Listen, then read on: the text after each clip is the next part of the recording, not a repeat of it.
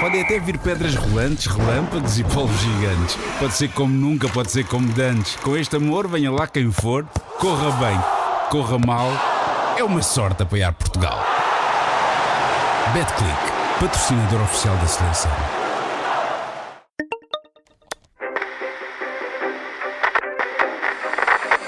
– 23 de julho de 1966, Liverpool, Goodison Park, estádio do Everton. Portugal, seleção estreante em fases finais, já ganhou a Hungria, já empurrou a Bulgária para o lado e já abateu o Brasil de Pelé. 9 golos marcados em 3 jogos, apenas 2 sofridos. Portugal é a equipa do futebol vistoso e excitante neste Mundial organizado na pátria do futebol, a Inglaterra. No previous international, no other cup final, indeed nothing Wembley ever staged, matched the glamour of this event. E agora, vai ter pela frente a Coreia do Norte nos quartos de final, uma seleção que afastou nada menos do que a Itália. O palco está montado, os protagonistas estão apresentados, eu sou o Marco Vaza, eu não estive lá, mas quem esteve lá foi o António Simões, o nosso primeiro convidado neste primeiro episódio deste podcast dedicado à seleção portuguesa e à sua participação em fases finais dos Mundiais. Eusébio, entra na área, remata, defesa de manga, incompleta, e é o gol! Gol! António Simões, Portugal acredita, levanta-se uma nação inteira. Bem-vindo, António. Antes de falarmos de forma mais detalhada deste jogo da Coreia do Norte, gostava de voltar um pouco atrás. Nesta altura era muito difícil chegar ao Mundial, mas Portugal conseguiu às custas de uma Checoslováquia fortíssima. Bom, em primeiro lugar, agradecer o convite, porque eu gosto imenso de partilhar. E cada vez que tenho a possibilidade de poder comunicar, sobretudo com aqueles que não conhecem bem a história, eu fico contente e aproveito para dizer uma coisa que às vezes eu digo assim, de uma forma mais privada, que é: eu não pertenço à fatia dos falsos modestos. Eu isso não gosto. Eu gosto que se lembrem de mim. E agradeço o convite que me está a fazer para eu poder aqui falar sobre aquilo que foi um momento histórico, não só do futebol, mas de Portugal. Eu diria até que depois de que foi o brilhante terceiro lugar, que nós definitivamente pusemos Portugal no mapa. Isso deve-se a uma seleção espontânea, com certeza com gente por trás que nos ajudou, é óbvio, mas não posso nunca esquecer pretos e brancos a jogar na mesma equipa. Que na Inglaterra, a tal pátria do futebol, que muito bem disse, não era possível pretos e brancos. Portanto, tudo isto tem um valor acrescentado de memória e de quanto foi importante nós aparecemos através do futebol em todo o outro mundo. Muito bem, obrigado também por ter aceito o nosso convite. Antes de entrarmos diretamente nesse Mundial, eu queria lhe perguntar ainda sobre o caminho para o Mundial. Foi a primeira vez que Portugal lá chegou, conseguiu às custas de uma seleção fortíssima como era a Checoslováquia na altura. Exatamente. Ganhámos esse jogo 1-0, aos 26 minutos jogávamos com 10, José Pereira defendeu um penalti, o senhor Otto Loura chegou no intervalo, faz uma palestra brilhante, que ainda hoje me lembro perfeitamente, sobretudo, talvez porque estivesse cansado, fez individualmente uma palestra para cada um. Não dizendo muito sobre a própria função, mas a importância de cada um no jogo. E virou-se para mim, era eu um miúdo, e disse-me: Guri, vou dizer uma coisa para você vai jogar como quiser. Eu acho que ele estava cansado já. E só me quis dizer isto. É claro que eu cresci quase 2,14 metros, porque é um voto de confiança para um adolescente que está num jogo de grande responsabilidade, em que o nosso querido Eusébio faz um golo daqueles de morrer. Vai por ali fora, manda a bola para um lado, vai buscar para o outro. E chutou exatamente no ângulo mais fechado, onde ele se encontrava. E, obviamente, que são recordações simplesmente extraordinárias. Apenas lembrar que, naquela altura, apenas 16 equipas eram apuradas para um Mundial. Hoje são 3 vezes mais. Isto não quer desvalorizar de maneira nenhuma aquilo que é o apuramento de Portugal. De maneira nenhuma. Há uma carreira extraordinária destas novas gerações. Não podemos... Claro. Agora, como é lógico, é mais acessível. Então, por causa de ser mais acessível, será que pensam Então temos que fazer aqui um brilharete. É isto que se está a pensar que eles podem fazer. Na altura, que era mais difícil, que conseguiram da maneira que conseguiram, quais é que eram as vossas expectativas para este primeiro Mundial?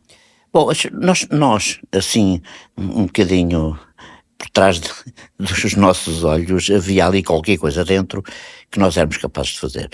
Não esquecer, o Benfica já era campeão europeu, o Sporting já tinha vencido aquilo que é hoje uma Liga Europa, portanto havia aqui gente, É verdade. a convocação para o jogo. E depois era um desafio, era uma nova experiência. Sim, nós já tínhamos estado em grandes estádios no mundo inteiro, etc, etc. A Checoslováquia daquele tempo, depois as ligas que nós ganhámos. Quer dizer, nós já tínhamos um capital, não só de experiência, mas um capital de reconhecimento, pouco ainda, mas já havia algum.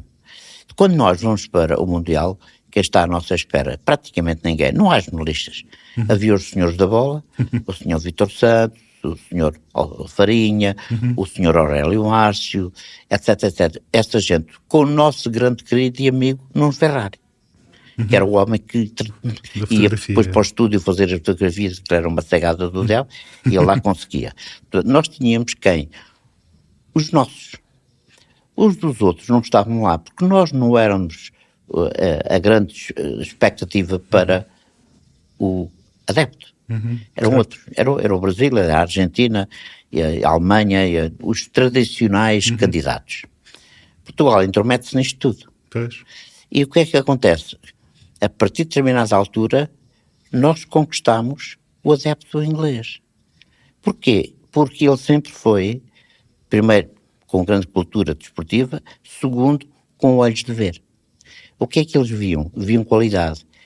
E viam o futebol, aquele futebol ofensivo, aquele atrevimento, até mesmo às vezes a surpresa daquilo que era o toque, daquilo que era o drible, daquilo que era o pensamento do jogo. E depois ainda tínhamos um rei, chamado Eusébio. Ora, isto tudo junto fez que fôssemos por aí afora. Foi de tal maneira que nós conquistámos o adepto tradicional e aquele talvez com mais experiência do jogo, que foi o adepto inglês. É verdade, esta era uma equipa estreante em mundiais, mas cheia de jogadores com muita experiência já internacional, já conhecidos, já habituados a jogar juntos. Então a frente de ataque da seleção portuguesa foi sempre a mesma durante o Mundial. Há ali aquele sexteto que é muito difícil de repetir todos os portugueses, e que eu costumo dizer assim desta forma: Jaime Graça Coluna, José Augusto Torres, José Simões. Este sexteto, não vamos aqui embandeirar em arco, que nosso do tempo é que era bom, não, vamos deixar disso, porque o grande jogador é intemporal. Porquê? Porque tem o relacionamento com aquilo que é arte em movimento, que é preciso ter uma inteligência específica para se relacionar. Nós podemos dar aqui este exemplo, Marco, vou aqui partilhar consigo. Quantos jogadores você vê com excelente relação com a bola, mas têm um bom relacionamento com o jogo? Esta é que é a questão. Porquê? Porque o jogo é uma arte em movimento. Portanto, ou o meu amigo percebe o jogo e atua relacionado com o jogo, ou então não joga bem. Ou chega atrasado, ou pensa não o suficiente, porque o jogo é um jogo de pensamento. Quem não souber pensar o jogo não pode jogar. Joga, mas joga mal. Ora, tudo isto são exigências tremendas que eu costumo dizer que Deus dá um pouco o dom disto tudo, porque isto não se ensina. Alguém dá o dom? Não. O treino acho eu, o treino é o treino, pois é, mas há uma outra coisa que vai muito mais para além do treino, que é o ensino. Nós verificamos que os jogadores estão todos muito bem treinados. Quem é que não é um grande atleta hoje? Quem é que não é mais alto? Quem é que não é mais forte? Quem é que não é mais rápido? Quem é que não é mais forte, mais físico? Tudo. Sim, senhor, muito bem. Mas estão todos muito bem treinados. A minha questão é esta. E estão bem ensinados? Esta é que é a questão que eu levanto. O treinador Eu tenho um livro em casa, felizmente, de um grande homem treinador de basquetebol, Pat Riley, que na Europa é muito conhecido. Aquele senhor ganhou tudo, como jogador, como treinador, como dirigente, como tudo. Chegou presidente. Eu tive o prazer de o conhecer. E depois, mais tarde, ofereceu-me um livro que ele escreveu. E a determinada altura, já não me lembro a página, com certeza, mas li e diz assim: chegou o momento de os treinadores passarem a ser também professores. O que ele quis dizer com isto, que é ensinar. Ora, eu vejo que há jogadores que não estão devidamente ensinados, para eles terem um melhor relacionamento com o jogo e jogarem bem. O Otto Glória era o vosso professor também? Eu acho que ele foi. E foi por várias ocasiões. Primeiro, foi o homem que criou o profissionalismo em Portugal. Trouxe-o do Brasil e chegou a Portugal e disse: não, vamos todos ser profissionais. Foi o que ele fez. E depois, foi o homem que nos empurrou, que acreditou: não, nós vamos ganhar. Foi isso que aconteceu. Ora, este homem, com a grande experiência que tinha de conhecimento do treino, embora fosse pobre o conhecimento, porque naquela altura era assim, mas e os brasileiros têm muito jeito para isto, no relacionamento com os jogadores. A palavra adequada, no momento adequado. Até a palavra de humor, quando era necessário, para descomprimir. Ora, o Otto Glória foi, na minha opinião, o primeiro grande professor que nós tivemos. O grande homem astuto, que percebia do jogo, mas que psicologicamente era fortíssimo e nos dava essa palavra do caminho aberto. Bela Gutmann. Duas personalidades distintas, uma mais de ordem psicológica e até manipuladora, o outro mais com aquela palavra do afeto. E eu acho que hoje nós estamos exatamente nas duas coisas, ou seja, o que é que se pode dizer e o que é que se deve dizer a um jogador. Dizer cultura de exigência sempre, mas não se esqueçam a palavra de afeto. É esta combinação que o ser humano precisa. O Otto Glória era esse homem de afetos, mas também era homem de palavra dura quando era preciso. Exatamente. Já é ele que estava à frente. Exatamente. Eu vou-lhe dizer uma coisa que ele disse, ao intervalo, com a Coreia, Coreia do Norte, e que nós estávamos a perder 3-2, chegou a 3-0, aquilo podia ser um descalabro. Certo. E o senhor Otto Glória chegou ao intervalo e diz: está gravado, vocês tiveram coragem de correr com os meus patrícios. Ok? E agora com estes, que a gente não sabe de onde é que eles vêm, são todos iguais. Sabem uma coisa? Se não ganhar este jogo, eu não vou com vocês para Portugal. Vão vocês, mas eu não vou. Veja a força destas palavras, o que elas significam. Parecem que até são, de certa forma, ofensivas. Não. Elas são aquelas palavras que entram dentro do coração da pessoa e que os agarra de tal maneira em que você vai buscar forças ou não tem. Foi exatamente o que o Sr. Otto Glória fez. Não sendo português, foi patriótico. E patriótico é um valor extremamente importante naquilo que é a nossa cidadania. Não podemos nunca esquecer isso. Não tenham vergonha de ser patrióticos. Se tiverem que pôr uma bandeira à porta da casa, ponham. Qual é o problema? O Glória também era um bocadinho assim, não é? Exatamente. Portanto, tudo isto ajuda. Não se pode pensar que agora já não é atual. Como se fosse tão antigo que a modernice ofende. Não. Há valores que estão sempre ligados a nós e nós devemos sempre respeitá-los. Falámos um bocadinho do Otto Glória. Fala-me um bocadinho desta equipa, da qual o António Simões fazia parte. Fala-me destes craques todos que andavam aqui. Eu às vezes costumo dizer isto. Eu vou aqui partilhar com o Marco. Sim. Que é o seguinte. Esta geração teve de tudo, não um pouco. Teve de tudo muito. O que é que eu quero dizer com isto? Que tivemos um Hilário, um homem de uma consistência, de uma solidez, cujo primeiro trabalho era defender. Pois bem, foi exatamente o que ele melhor soube fazer.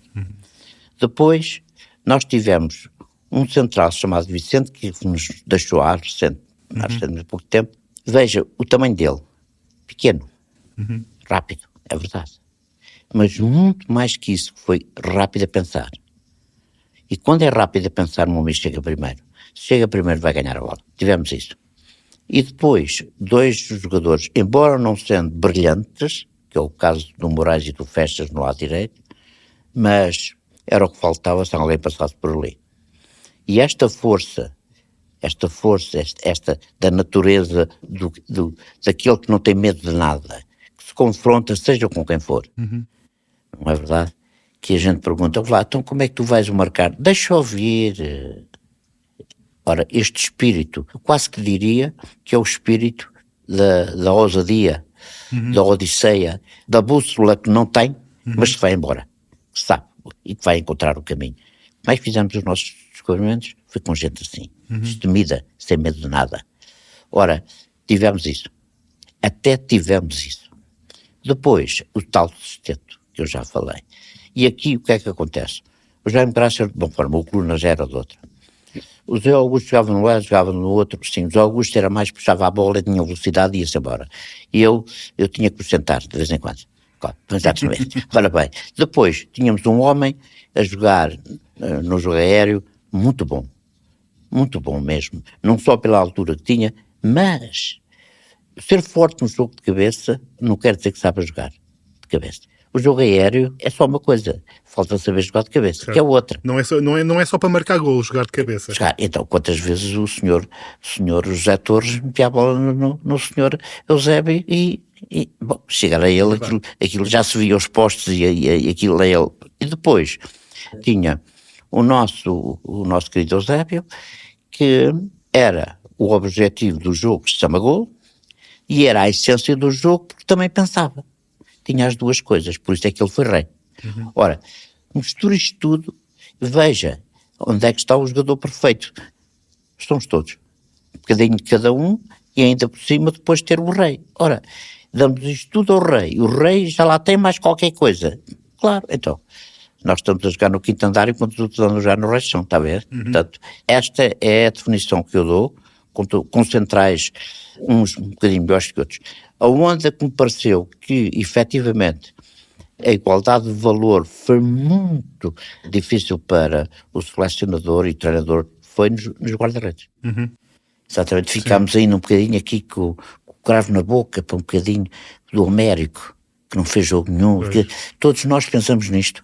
É claro que eu aprendi uma coisa na vida e no futebol que me ensinou, que eu vou partilhar aqui com o Marco, que é o seguinte: quando se perde, o melhor jogador é sempre aquele que não jogou. Está a perceber onde eu quero chegar? Sim. Ficam por aqui. Nessa campanha começou o Carvalho, depois foi o José Pereira até ao fim, não é? Exatamente. Havia o Américo, que o tal que nunca jogou, que se calhar eu deduzo das suas palavras que talvez pudesse ter sido a primeira opção na baliza ainda portuguesa. Ainda hoje tenho pena que o Américo não tenha participado no Mundial. Tenho pena.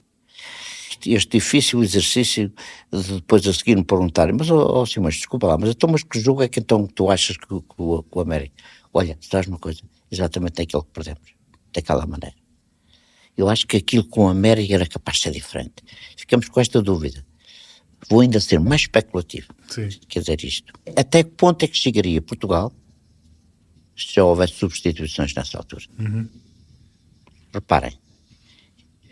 O Marco abriu com 9 golos e 2 sofridos. 3 jogos. A 30 minutos do fim já estávamos 3-0.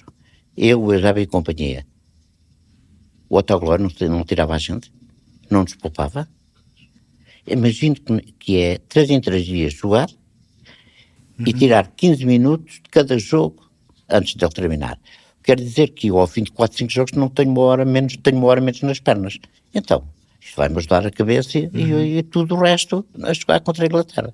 E eu acho que aqui, embora seja especulativo, como é lógico, mas imagino o que é ter 5 substituições a ganhar 3-0 aos 61 minutos. Então, há algum treinador que não vai poupar alguns jogadores, com certeza que sim. Portanto, eu deixo isto no ar, o mérito está lá, faltou-nos muito pouco para ser campeões do mundo, que eu diria, terminava com esta frase, que é o seguinte: não foi nenhuma mentira o sucesso de Portugal no Campeonato do Mundo de 66. Não se pode dizer que não correspondeu ao valor dos jogadores, mas não correspondeu àquilo que é o valor do futebol português comparado com os outros os grandes países. Esta é que é a grande verdade. Nós enfiámos ali qualquer coisa que até ali nunca tinha sido possível. Bem, já agora vou apelar aqui um bocadinho também. Por favor, agora no próximo, vejam lá se conseguem fazer melhor, não é?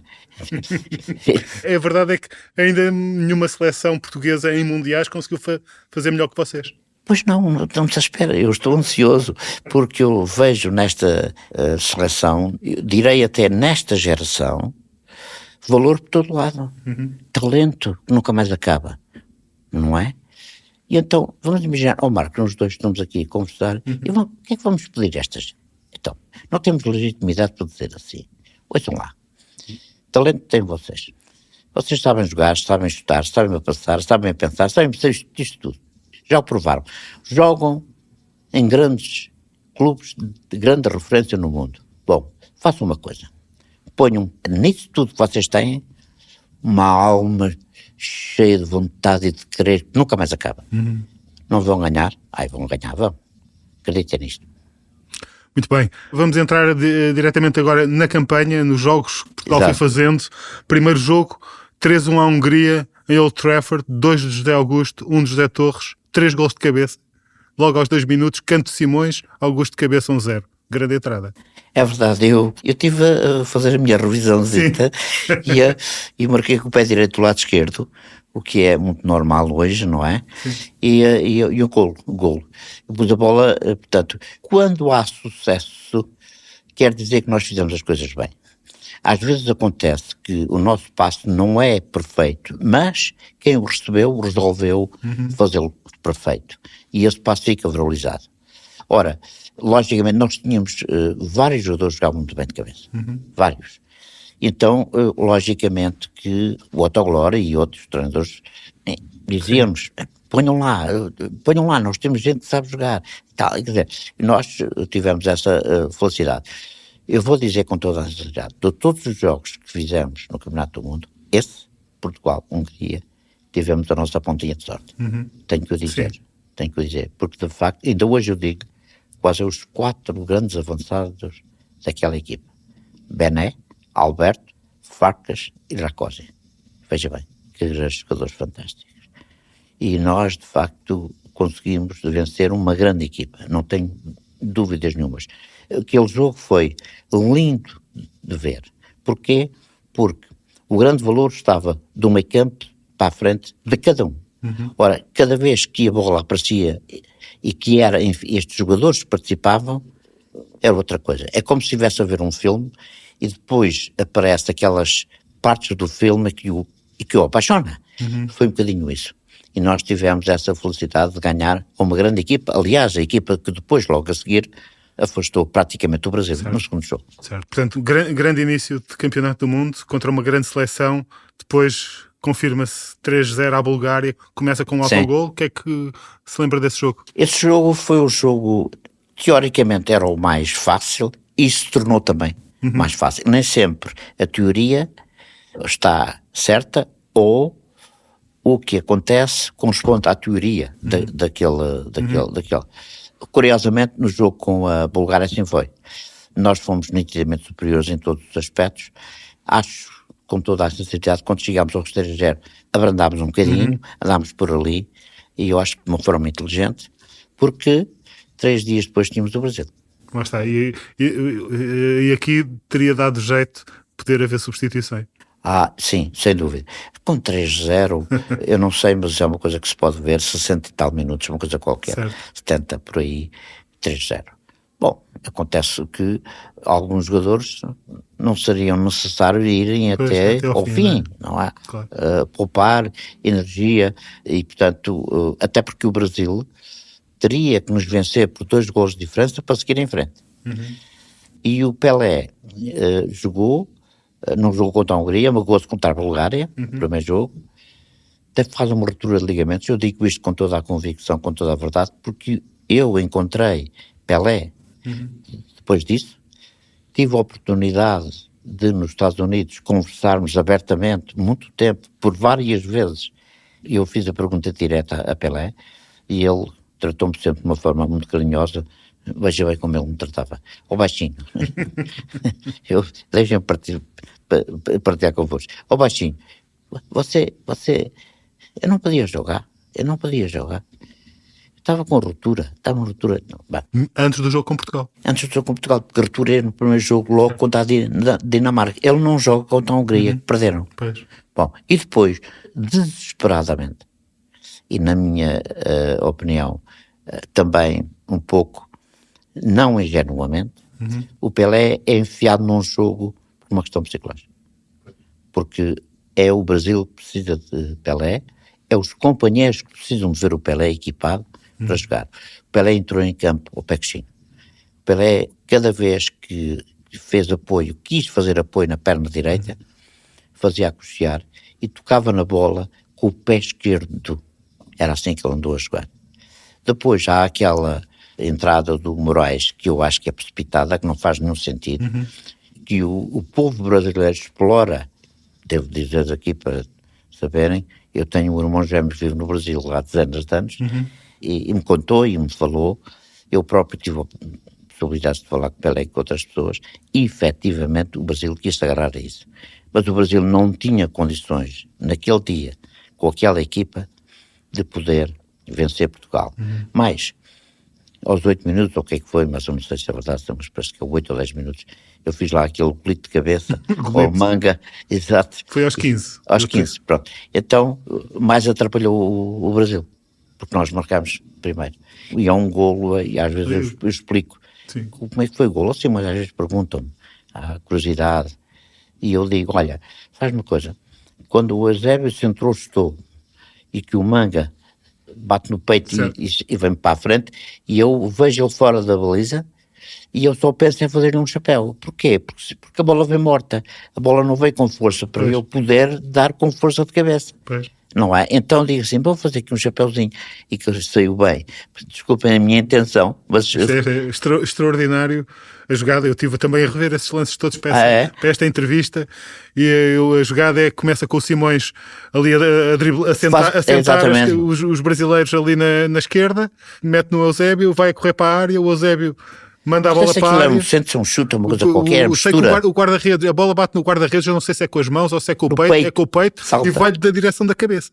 Pois, e eu vejo fora da baliza, e eu pensei assim, só posso fazer um chapéuzinho e tal. E aquilo veio-me à cabeça, e eu, atrevidamente, lá vou eu, e faço no chapéu. E é de facto um gol muito giro. Sim. Porque, em primeiro lugar, porque eu fiz muito poucos gols de cabeça. Sim. Em segundo lugar, depois trata-se no Campeonato do Mundo. E em terceiro, ainda é contra o Brasil.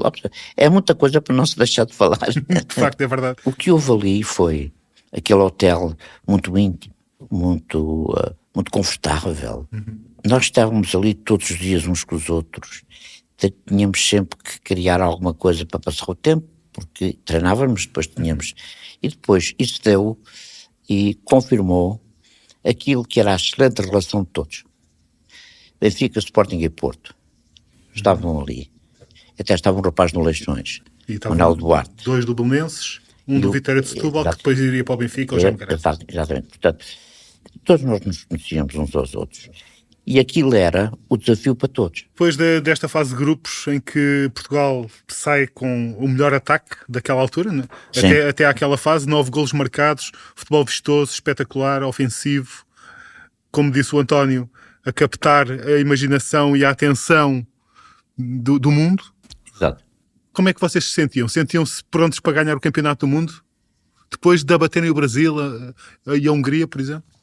Bom, entretanto, parece a Coreia do Norte nos atrapalhou ali um bocado, não é? Mas eu estou a falar depois daqueles 3 primeiros jogos, antes do jogo da Coreia. Qual é que era o vosso estado de espírito? Bom, a ideia, e o Otto Glória conversou connosco. Lembro-me de ter tido uma palestra no hotel muito interessante, em que, mais uma vez, ele acentuou a possibilidade de ficarmos na história. E admitiu perfeitamente que podíamos ser campeões. É ele o primeiro, não o único, mas é ele o primeiro a falar na conquista do Campeonato do Mundo. Porque ele dizia assim, o que é que falta muito fazer? Sim, é verdade, dizia ele.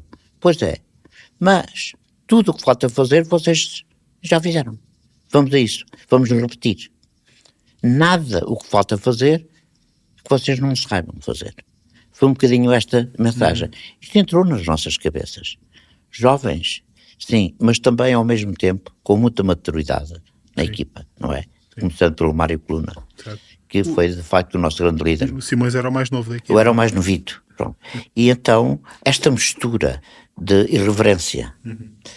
O talento, esse, parece que não é não ter fim. O que me pareceu sempre foi que não havia dúvidas que ia estar presente. Porque depois era contagiante.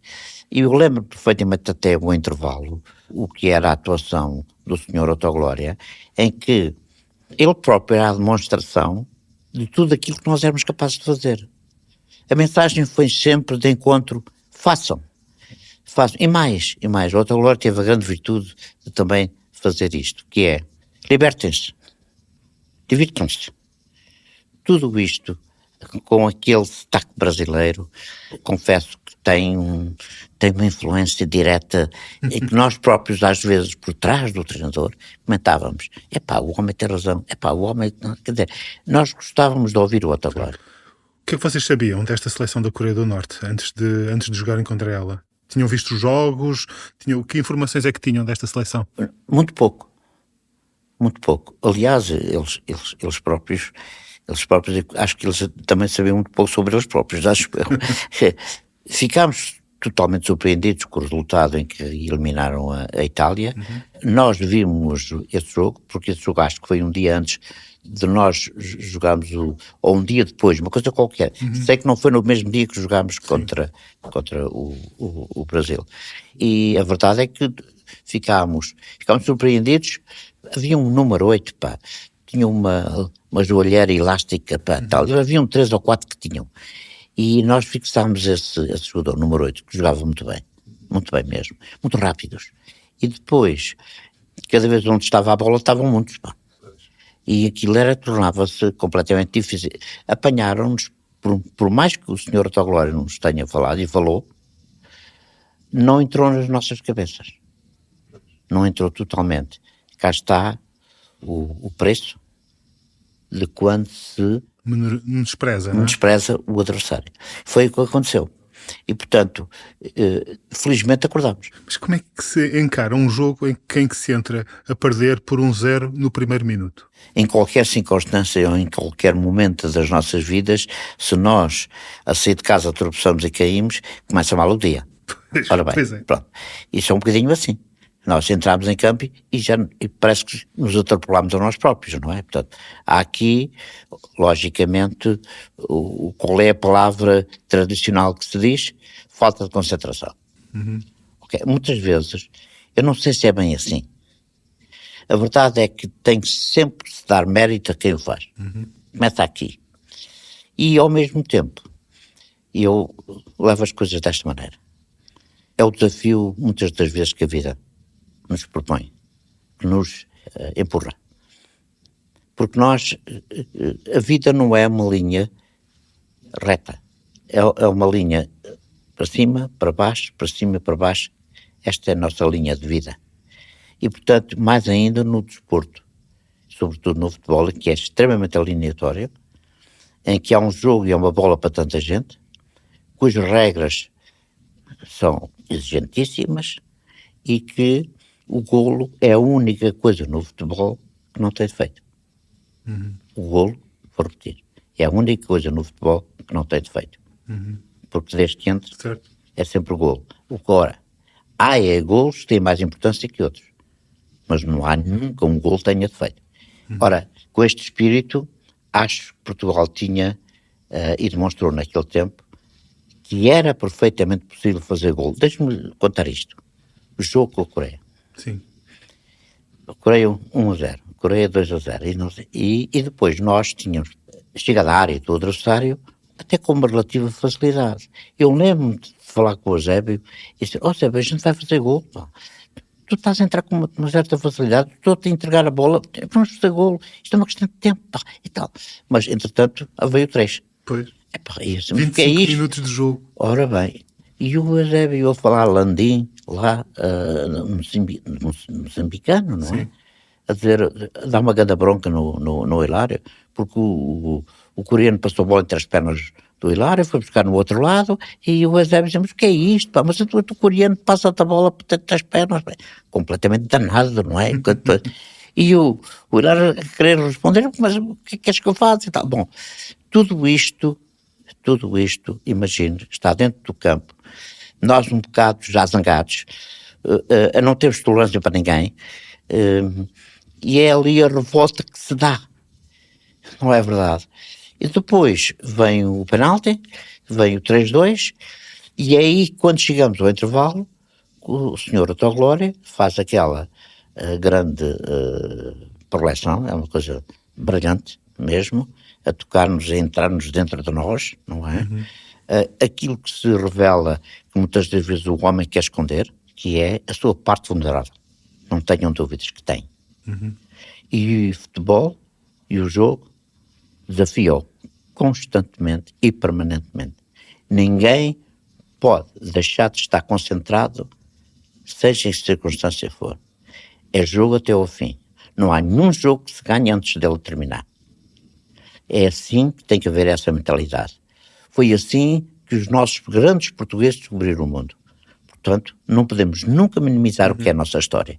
E aquilo que nós somos capazes de fazer, fomos capazes, continuamos a ser capazes, e está aqui esta grande fé e esperança de todos os portugueses do Campeonato do Mundo que está aí à porta. Voltando ainda neste jogo, perder 3-0 aos 25 minutos, Eusébio faz 3-1 aos 28, 3-2 de Eusébio ao intervalo, antes do intervalo, é com esse resultado que vão para a segunda parte que Portugal domina.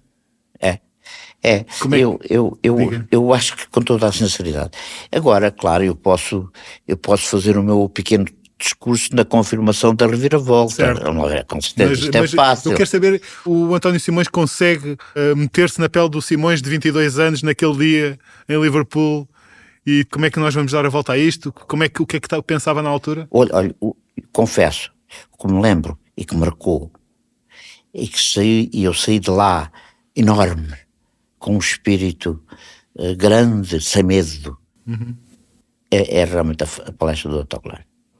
Eu sou um miúdo, tenho ali 22 anos de idade, já tenho alguma experiência, sim, mas estar a ouvir um homem de afetos, estar a ouvir um homem que tem toda a legitimidade para nos pedir muito mais que aquilo que fizemos até ali. Aliás, nós, durante muito tempo que ali estivemos a ouvir aquela palestra, fez sempre parte das nossas conversas. Sempre. Porquê? Porque é marcante. E, de facto, estamos num jogo no qual os ingleses sabiam que quem ganhasse aquele jogo é que iria jogar contra a Inglaterra. Começaram por aplaudir os coreanos, logicamente, mas devo dizer aqui uma coisa. Quando termina o jogo, nós ficamos ali um bocadinho perfilados e tal, os ingleses levantaram-se e aplaudiram aí a seleção de Portugal. A mesma coisa que fizeram no Wembley, do Portugal e Inglaterra. O jogo contra a Coreia, acha que foi o melhor jogo da carreira do seu amigo Eusébio?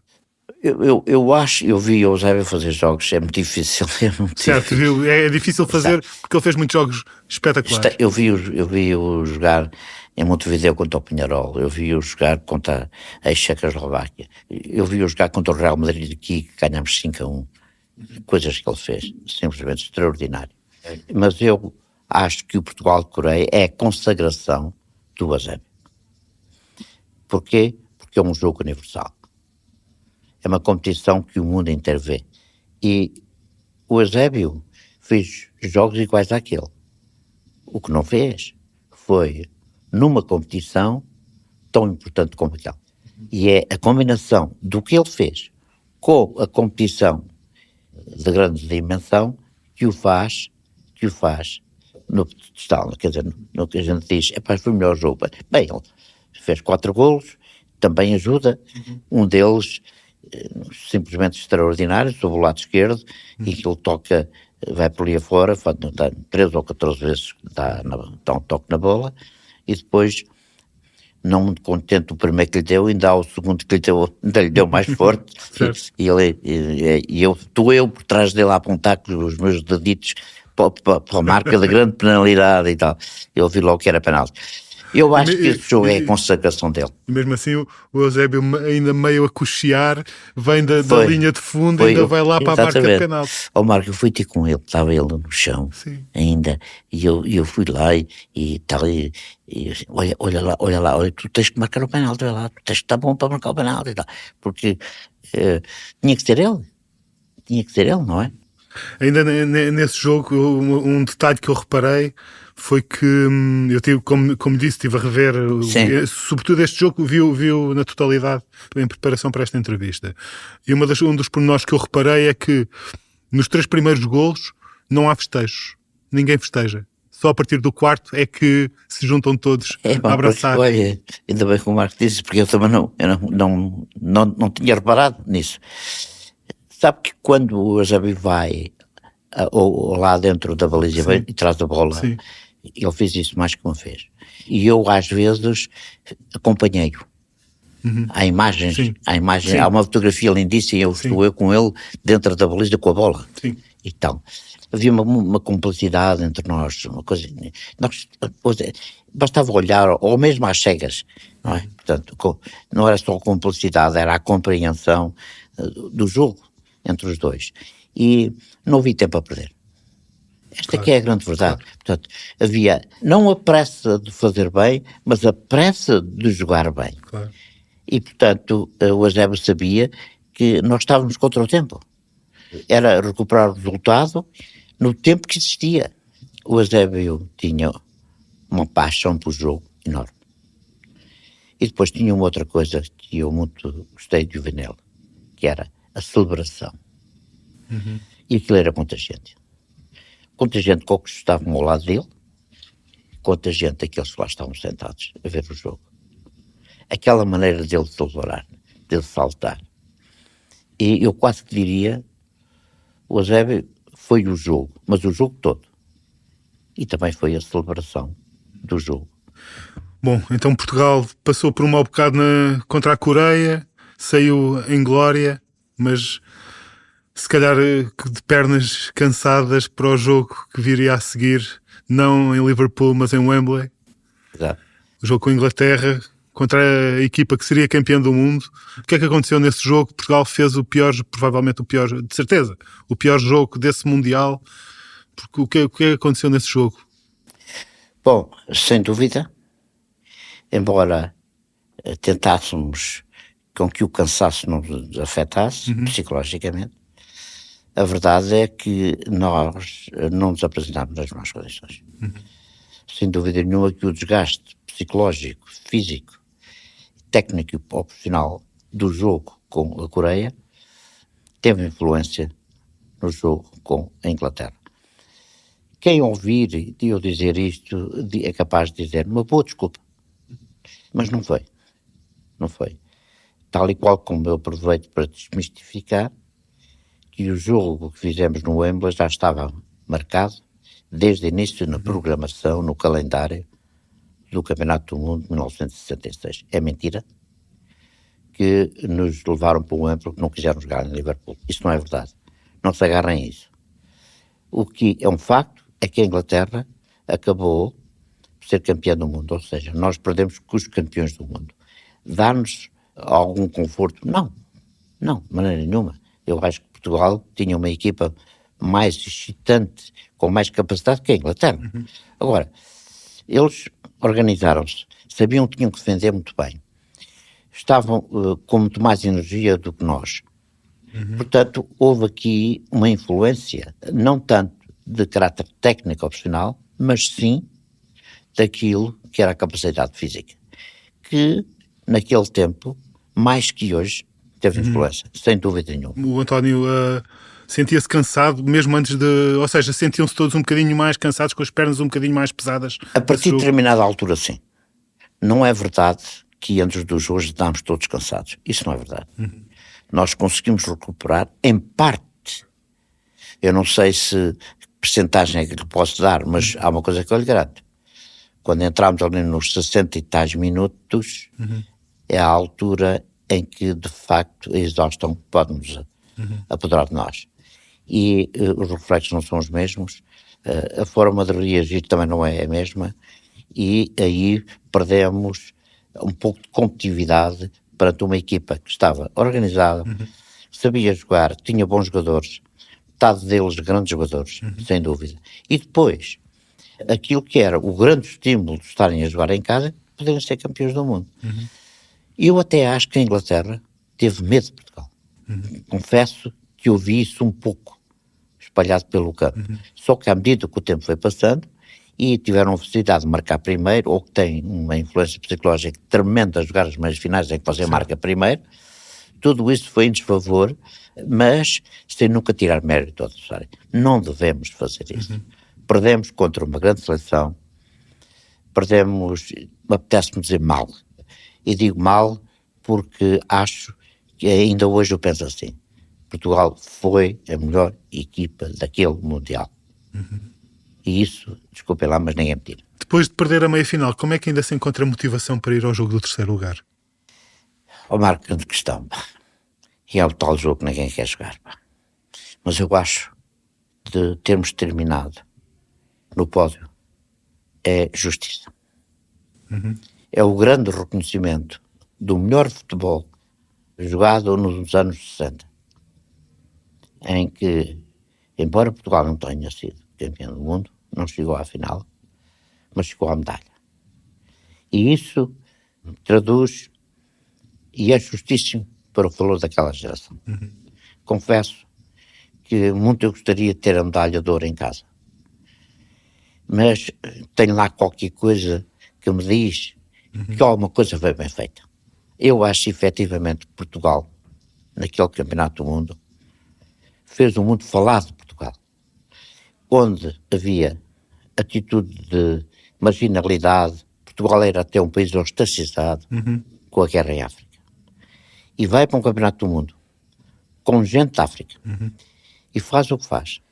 Não deixaram de nos criticar até pelo regime ditatorial que nós tínhamos em Portugal. Mas por algum tempo se minimizou, falando do brilhante conquista, da brilhante conquista. É verdade que falaram de nós. É verdade que deixaram de dizer mal de nós, para passarem a ter respeito por nós. Já disse e repetiu, e eu concordo consigo, esta foi uma grande geração do futebol português. Porque é que esta geração não continua a marcar presença nos grandes palcos, em europeus e em mundiais? Pois é, essa é que é a grande pergunta. Como é que é possível? Como é que é possível? 4 anos depois, em 70, não conseguimos o apuramento. Sim. Começou logo mal, perdemos em casa com a Suécia. Começou logo mal aí. E parece que foi contagiante. Acho que a geração a que eu pertenci só fez metade do trabalho. Faltou outra metade. Tinha, não a obrigação, porque ninguém tem a obrigação destas coisas, mas tinha valor, tinha reconhecimento, tinha experiência, tinha talento para ir mais longe. Outra vez no Campeonato do Mundo. E seria, na minha opinião, embora um campeonato talvez mais difícil a seguir, porque o Brasil apresenta-se uma equipa fora do comum, completamente. E é campeão. E é campeão. Agora, não há dúvida nenhuma que poderia ser mais outra grande oportunidade. Estamos com a bandeira no alto e o hino no mais alto possível, e tudo isso trazer prestígio para Portugal. Porquê? Mas porquê é que isso não aconteceu? Eu acho que, com toda a sinceridade, há aqui responsabilidade do que é o planeamento, do que é a organização, do que é o calendário adequado para todo. E, ao mesmo tempo, aquilo que deixa desconfiados, como não estamos habituados a ir tão longe, então parece que fica ok assim. Não. Agora é visível que nós já estamos tão habituados, embora seja relativamente mais fácil. Mas há uma continuidade, não é? Há uma continuidade, sim, indiscutível. E eu acho que tem muito a ver com aquilo que é o conhecimento de várias vertentes que são muito importantes, que é organização, planeamento, os jogos se preparam para a própria competição, o conhecimento mais profundo, sobretudo do treino. Tudo se tornou depois muito mais perto de conhecer aquilo que se devia fazer. O que acontece em 66 não é muito planeamento, não é muita organização. é a espontaneidade de um talento puro. Sim. E que fica tudo junto ao mesmo tempo. Imaginem uma coisa destas. Num país tão pequeno comparado com os outros e que traz para dentro do campo arte, talento, saber e mais uma vontade enorme. Eu não quero dizer que 4 anos depois não tivéssemos vontade. A questão é que essa vontade não acontece porque efetivamente o planeamento e a organização parece que afasta essa vontade. É, na minha opinião, a responsabilidade de todos. Sempre me pareceu um bocadinho um desperdício, porque o Simões, jogadores como o Simões e como o Eusébio ainda estavam no auge competitivo. Completamente, eu tinha, portanto, 26 e o Eusébio tinha 28. Imaginem, estávamos num período fantástico, não é? Maturidade, certo. Até, tudo. É um desperdício. Não tenho dúvidas nenhumas, foi um desperdício. E podemos até dizer, por culpa, um bocadinho de todos nós. Ou seja, não é só o planeamento, não é só a organização, também é os jogadores, também é os treinadores. Mas ainda assim, tudo o que aconteceu em 66... e foi brilhante, e foi, digamos, o sol, de 20 anos depois, é uma sombra gigante que acontece naquele Mundial do México, também com o seu amigo e seu colega José Torres a comandar, mas enfim, não vamos falar disso agora, isso fica para o próximo, para o nosso próximo episódio, que teremos outro convidado. Pois. Alguém que lá esteve. Alguém que lá esteve, exatamente. Neste caso, convidámos o António Simões, porque o António Simões esteve lá no Mundial de 66. Do próximo teremos outro convidado, outro jogador dessa outra geração, que enfim, que depois também não teve continuidade, que também depois tivemos de esperar mais uns quase 20 anos até voltarmos a ter a seleção. António, muito obrigado por esta conversa e obrigado. Eu agradeço, porque assim dá-se a oportunidade e dá-se a conhecer o que é que foi essa gente. E isso é muito bom e eu gosto imenso de partilhar e não há nada melhor que as pessoas possam fazer. Muito obrigado, António. Obrigado.